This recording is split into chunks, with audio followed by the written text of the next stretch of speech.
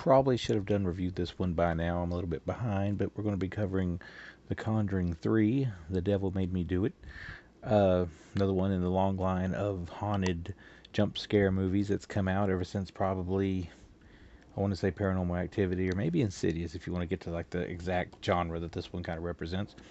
But this is, of course, the third entry in the Conjuring series, based on a true story, but then again, ain't they all based on a true story in these Conjuring movies?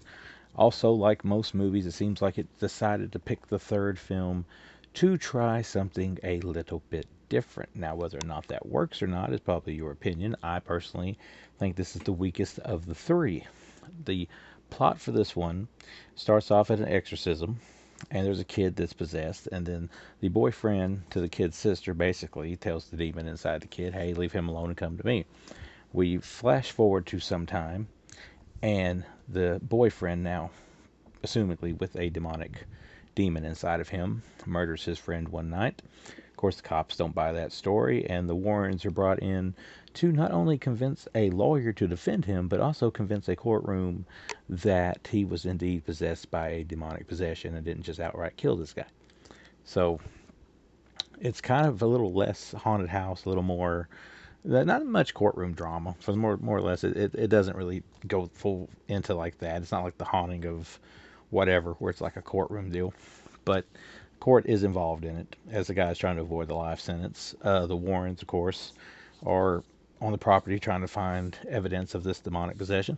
And it has its moments. It's probably best at the beginning of it, but after that, it seems like it kind of just tapers off. And if you're familiar with the case, which I wasn't until after I watched this, and I went and researched it, and not spoiling anything, but apparently, as far as the jury's verdict and all that stuff, what happens in the movie is what happened in real life. So take that for what you will. I'm not here to convince you this stuff is true or not. I'm just here to tell you that this movie is definitely a step down from the Conjuring 1, especially Conjuring 1 and Conjuring 2.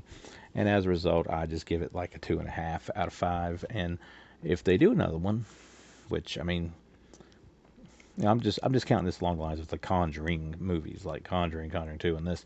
I'm not counting like the Annabelles and the Nuns and the other stuff. But maybe they can rebound if they keep going. I've heard some people like this. I think a majority of people that were kind of in line with me being a little bit let down by what they got here. The acting's good. There is jump scares, but it just seems like it's kind of wore its welcome out a little bit in this one. And yeah, they tried something fresh, but maybe this is one time they might want to have stuck a little more to the source. But nonetheless, or to what worked leading up to this. But this is the 4K. As you would guess, it's a new movie. It looks great on 4K. There's a Blu-ray involved in it. Special features is, of course, a featurette on demonic possessions, particularly this story here. The Occultist, meeting the terrifying new edition of the Conjuring universe. Exorcism of Fear, which is talking about the opening exorcism scene. And then DC Horror presents The Conjuring Love Number 1, a video comic that goes deeper into the Conjuring universe.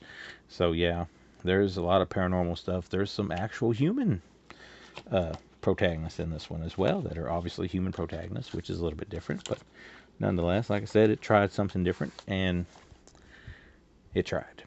But this is available now from Warner Brothers. It looks good, sounds good, but it's a little mediocre.